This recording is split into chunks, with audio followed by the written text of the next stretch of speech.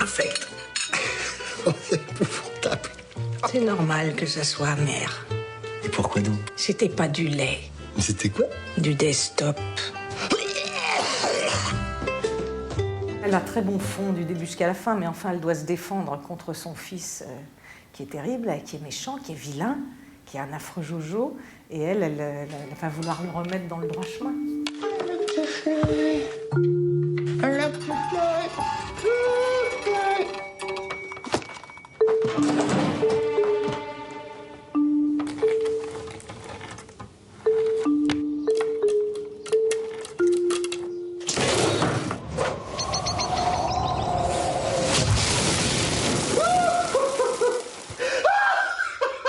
L'univers de Dupontel, il n'y a que lui en France pour traiter les choses avec ces extrêmes, ces paradoxes. Quand on fait ses propres films, l'univers n'a rien à voir, quoi. Puis il a tout travaillé en amont, il travaille très vite, c'est quelqu'un qui a des visions, donc on se doit quelque part d'être dans son univers. C'est une farce tragique. Je mettrais deux extrêmes, hein.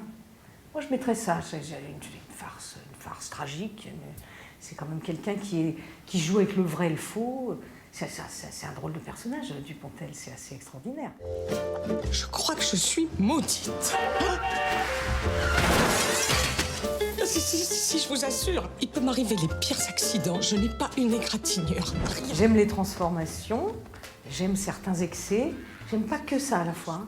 Mais en tout cas, là, j'avais vraiment, pour Dupontel, l'occasion de faire quelque chose de l'ordre du masque. J'ai mis un peu de temps avant de franchir le pas. Bon, à la fois, je connaissais tous les films d'Albert, j'avais déjà vu, je connaissais bien son cinéma, donc je savais quand même que j'irais vers quelque chose d'un peu dingue, d'un peu poétique, un peu particulier, mais il m'a fallu un peu de temps.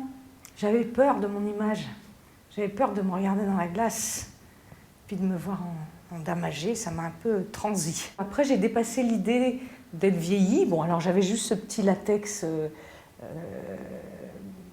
liquide, fin. Il n'y avait pas de déformation de visage, mais il y avait une petite tête ridée, une pomme ridée, vous voyez. Et puis très vite, je me suis dit, il faut que je pense à autre chose, il faut que je pense plutôt au caractère de la dame pour donner du plaisir aux gens, quoi.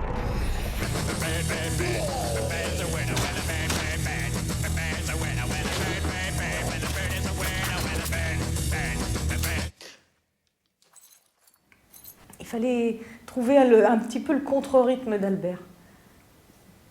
Lui, il y a une espèce de fusée permanente et pour Magnette, il fallait un autre regard, un autre rythme, un autre temps.